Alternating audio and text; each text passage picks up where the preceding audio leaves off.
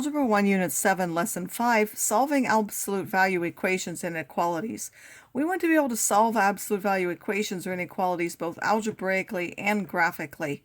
So first of all, let's think about what kind of solutions simple equations have.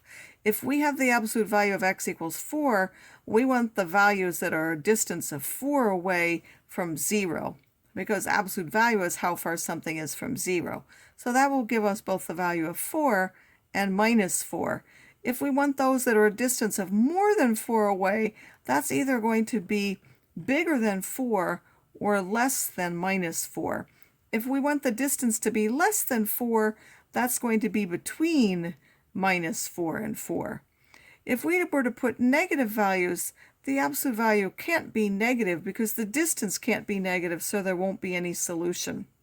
So if we want a distance less than minus 4, well, there's nothing that can have a distance of less than minus 4. But if we wanted x bigger than minus 4, all distances are more than that because all distances are positive, so all reals are solutions. So in a moment, I'm going to give some rules that are only going to apply for positive numbers. For negative numbers, you just have to think there will either be no solution or everything will be a solution. If we look in the graph, and we have here's the absolute value, and here's the line y equals 4. Where is it equal to 4? Well, that's where they intersect, so that would be at minus 4 and at 4. Where is it bigger than 4? Well, here's where it equals. It is bigger here, and that's why it will go with the x values, which are more than 4 and less than minus 4. Whereas at less than 4, that's in between here, so those would be the values between minus 4 and 4. If we compare that with negative 4, there's nothing where it touches that line, nor is it ever below that line, and everything is above that line. In general, if we have a k which is bigger than 0, then we would have the absolute value of x equals k, means it's either that number or it's the opposite. If it's bigger than or equal to that, it will be either less than the negative or bigger than the positive, and the absolute value of x less than or equal to k means it has to be between the negative and the positive. If k happens to be a negative number, these two things will have no solution, as we saw before, and x bigger than or equal to k, everything will be a solution. So in general, to solve an absolute value equation, we're going to isolate the absolute value on one side by itself, and then use those above relationships to determine which x values are actually solutions.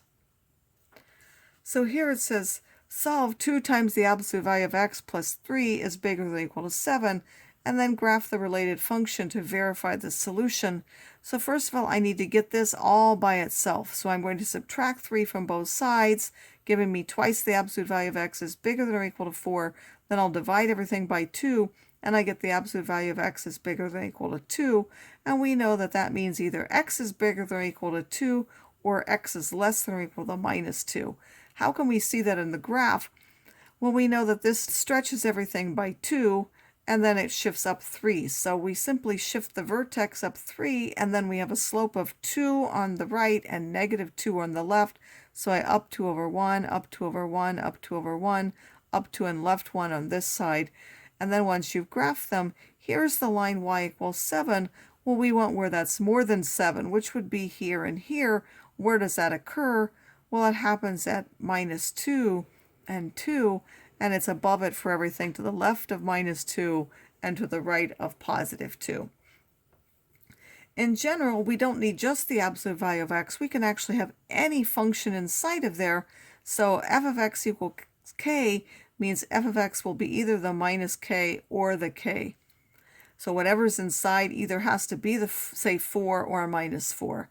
If it's bigger than k, well, it will either have to be less than the negative or bigger than the positive. That there will be 2 separate parts, and the absolute value of f of x less or equal to k means it's going to be between the minus k and the k. These rules, again, only apply when k is positive. When k is negative, you have to think about what the solutions are. If it's equal to k or less than k, there won't be any solution. And if it's bigger than or equal to k, every x in the domain has its solution.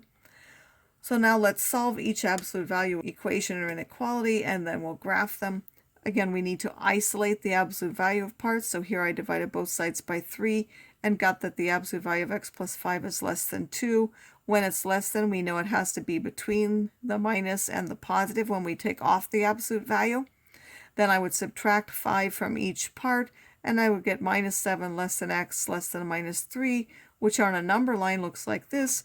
If we relate it to the graph, this shifted 5 to the left, and then there's a slope of 3 on the right and minus 3 on the left. So I went up 3 and right 1, up 3 and right 1, and then here I went up 3 and left 1, up 3 and left 1 in order to get these points. And now I went where it's less than 6, so here is 6, it's below here, and that occurs anywhere from minus 7 to minus 3. Here we have 2 times the absolute value of x minus 4 minus 5 is equal to 1. We need to isolate this on a side by itself, so we would add 5 to both sides. Twice the absolute value of x minus 4 is 6. Then divide both sides by that 2. I've isolated the absolute value. The absolute value of x minus 4 is equal to 3. And when will it be 3? Well, the thing inside either has to be minus 3 or 3.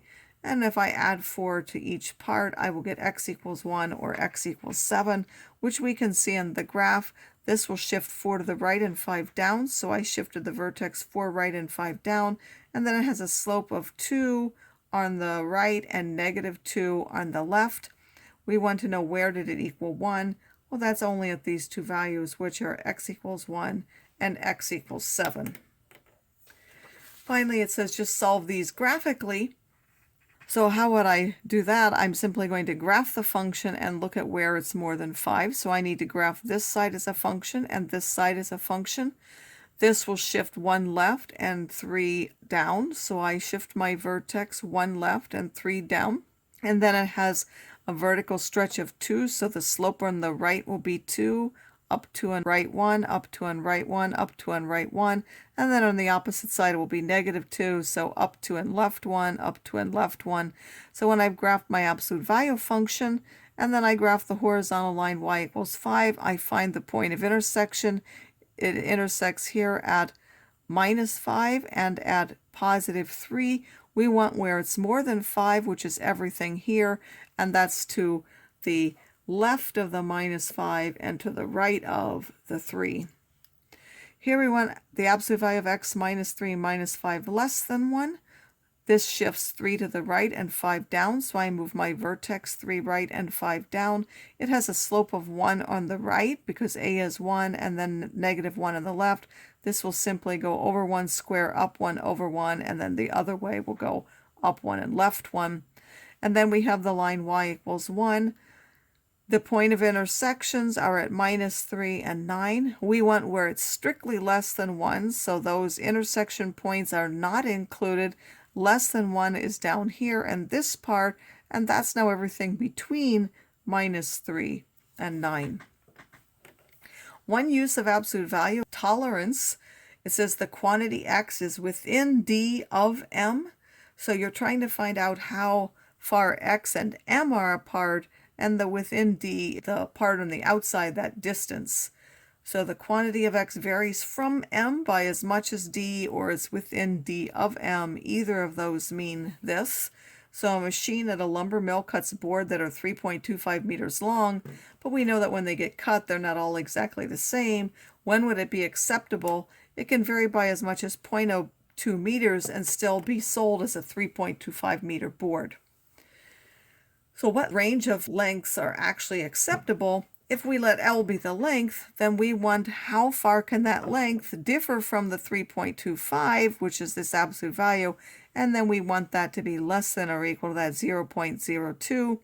We know that because it's less than, it's in between the minus and the plus without the absolute value. Then I would add 3.25 to each part, and I would get 3.23 is less than L is less than 3.27. So those would be the acceptable range of lengths in meters.